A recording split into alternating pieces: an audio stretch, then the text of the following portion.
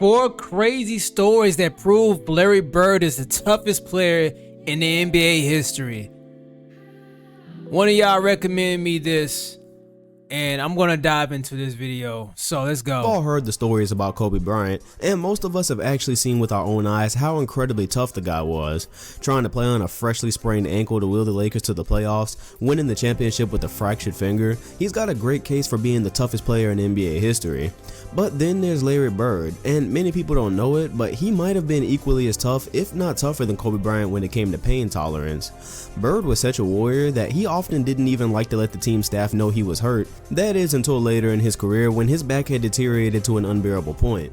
And because Bird was such a warrior, today I want to tell you guys 4 crazy stories about Larry Bird's insane level of toughness.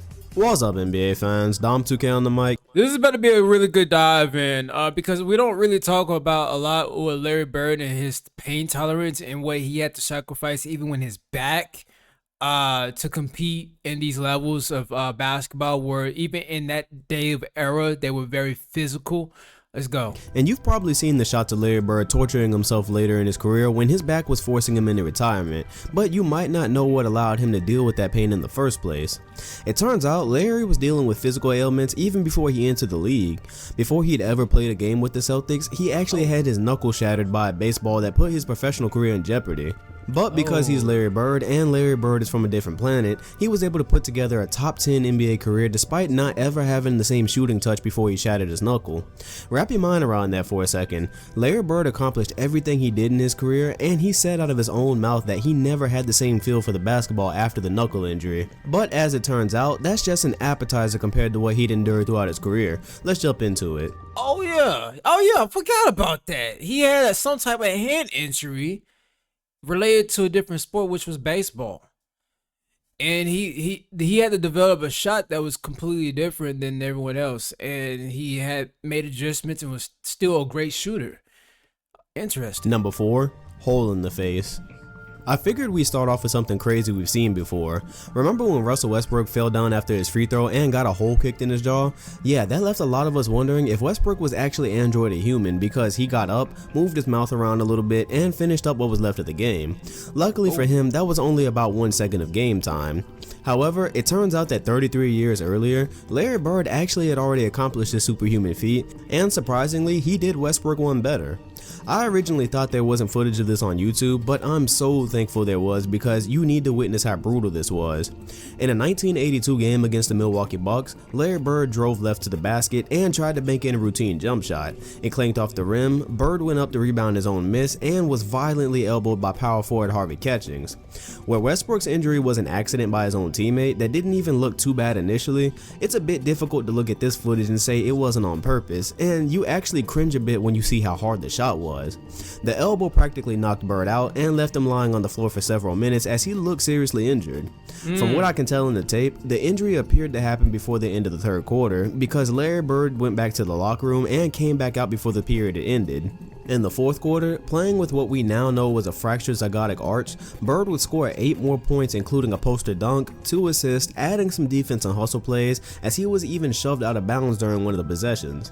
His efforts led the Celtics to a narrow win, as he finished with 16 points, meaning he scored half of them with a fractured arch in crunch time, and even though we can't see it on the grainy 80s footage, Bird's jaw was depressed inward the same way Westbrook's was. After Larry left his heart on the floor for his team, he was sent to the hospital where doctors had to drill a hole into the side of his face and insert a medical tool to pop his zygotic arch back out. If social media had been around with clear footage back in these days, this performance would probably be a lot more famous. We were shocked to see Westbrook standing on his own with a hole in his face. Imagine watching Larry Bird play an entire extra quarter while leading his team to the win. No, ain't no way. I didn't even know such thing exists. Exotic arch? You get a hole in your face like that? Dude, that is creepy as heck. Let's keep going. Number 3, just give me a beer. It's understandable that Larry dealt with injuries like back problems and broken bones in the face. Those things just tend to happen when you're crashing into the floor and whatnot. But when Larry Bird had a toe infection, it really seemed like somebody was just testing how much he could take before he finally sat out a game. In the year 1985, Bird reportedly had a serious pain going on in his toe for 3 weeks that he played on, and he wouldn't bother to get it checked out because, again, he didn't like to let anybody know he was hurt. Finally, he let the doctor look at his foot, to which it would be found that Bird had a toe infection that would require his toe to be cut so the infection could drain. The doctor insisted that Bird take a shot of Novocaine to ease the pain because the infection was actually between his toes, which was obviously going to hurt a lot. And then Bird responded, "Just give me one of those beers over there." So he used that as his pain medication. The doctor cut 2.5 inches into his toe to let the infection drain. Larry wrapped up the foot and played the exact same night. Unfortunately, No. Oh, Bird was that man. You telling me that he cut in between the toe of his foot? After that, with no pain medication, he just drank the beer. After that, the same night after he wrapped it up, went to go play. No, bro, this dude was a different breed. Oh, he had a high pain tolerance for sure. I can't find any kind of information on when this game was, who it was against, or anything like that. I can't even see how he performed. But when he got done with the game, the wrap was obviously soaked in blood, and he was in considerable pain during the game. If it's anything like the other ridiculous games Bird had after some kind of injury that should have had him sitting for days, it's safe to say he performed well. But the fact that he played with a 2.5 inch cut into his toe with no pain meds is impressive enough for me.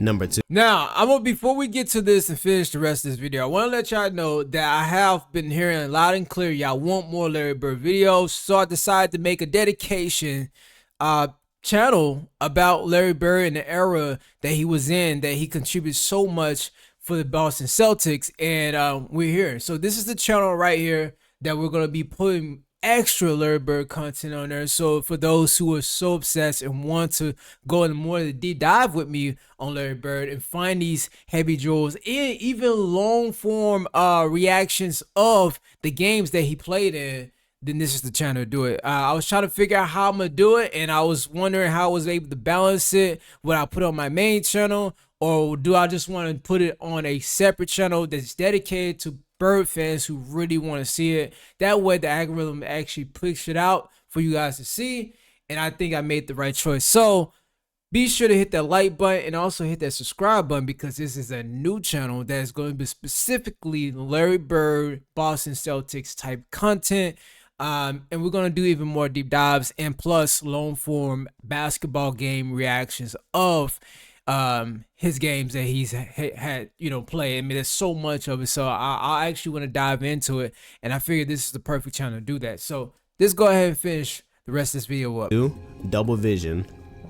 A lot of people can't even shoot when there's just one basket sitting still, so imagine trying to play in a professional game when you fractured your eye orbiter and you're seeing 2 baskets. Now, the injury itself sounds pretty comparable to what Derrick Rose had not too long ago, the difference here being that Rose got hurt before the season and was able to get his problems to a manageable point before playing in a real game. Bird, however, would not be so lucky.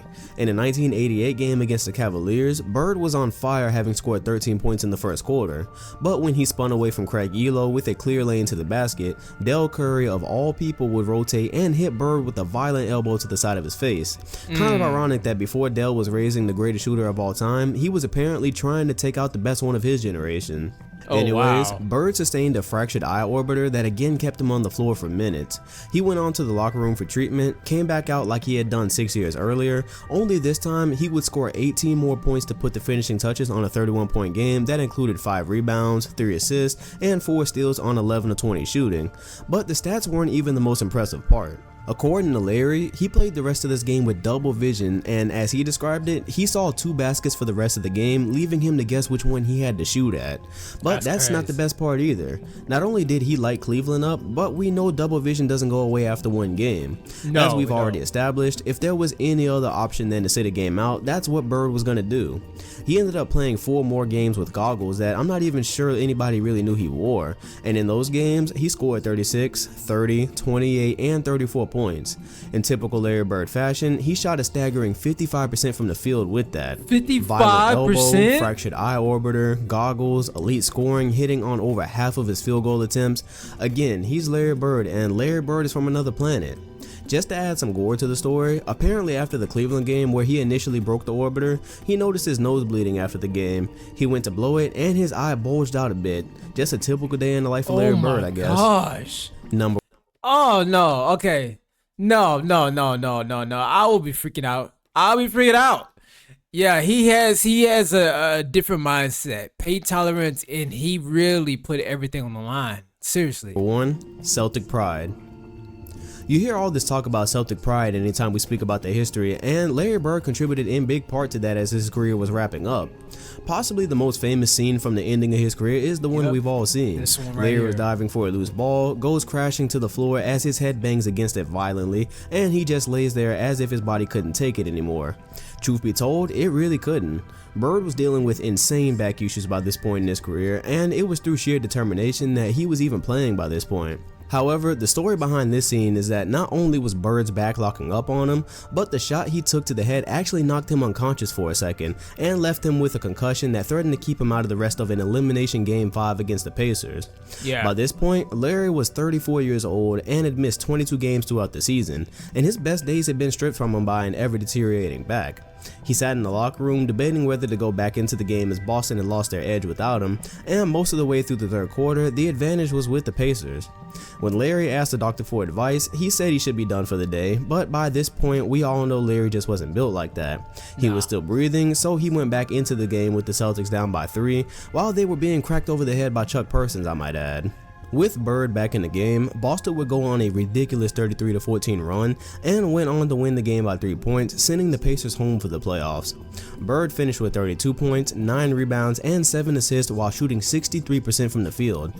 Shooting over 60% over the field, you know what I'm saying, as far as percentage. On top of that, this man came back with a concussion, fractured face, and was seeing double goals. Basically, he was had double vision, and he was doing this. Like, you can't make this up. Like, this dude was on a whole nother level. But again, that's not the most shocking part of this story.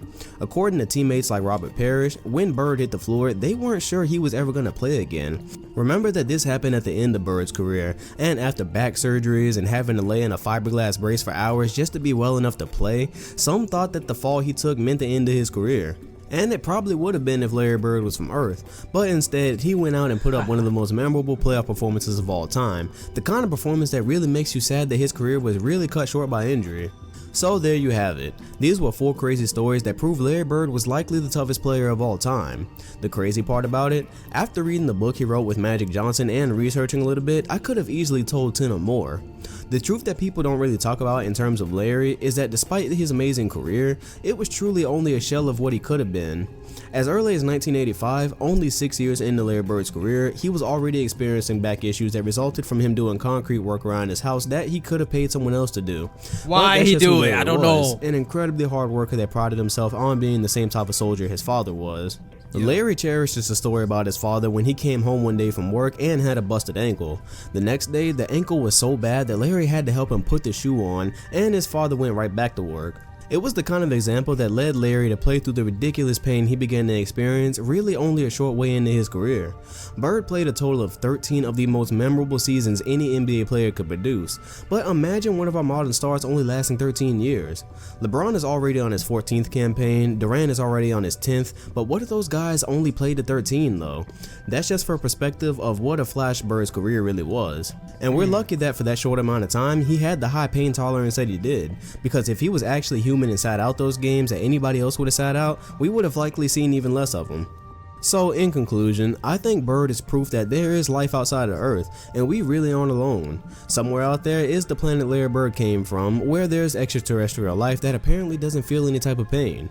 Shatter their face, knock them out, just give them a few minutes and they're right back on their feet ready to play. And if they're generous enough, maybe they're going to send another one like Larry to Earth to play in the NBA in the future. But if that doesn't happen, I'm very happy that Larry Bird was a part of NBA history. So I hope you enjoyed the video, I hope you learned something. Leave your favorite Larry Bird Bird story in the comment section, because I'm pretty sure you guys have some. If you enjoyed the video, like, comment, and subscribe. Hit the bell. Yeah, I think this was a really good one, showing just the idea of really his injuries and how much it really impacted him, whether it's through vision, whether it's through the concussion, the back, you know what I'm saying? Like, we could go so many different angles about why Larry Bird should be in those talks of being in the talks of a player who's is one of the top picks. You know what I'm saying? Whether you like it or not, he is. He's one of those guys who can back it up with championships, back it up with the accolades, back it up with the stats, back it up with all of that. And I mean, it's just insane, man. He sacrificed a lot and put his body through so much for the game. And those are the ones we should champion. We should continue to keep their names talk about, because you know, he wasn't someone who, how should I put it, so much into the media of me. You know, he was a very selfless type person, but when it came to need to score, when it's crunch time, he'll do it. He'll take lead. He always took lead. He was a perfect leader for the team. He did what he did. And man, we're gonna be diving more into Larry Bird and the Boston Celtics in that era. If you want to see more, like I said, hit that subscribe button. Thank you guys for tuning in. See you next time. Peace.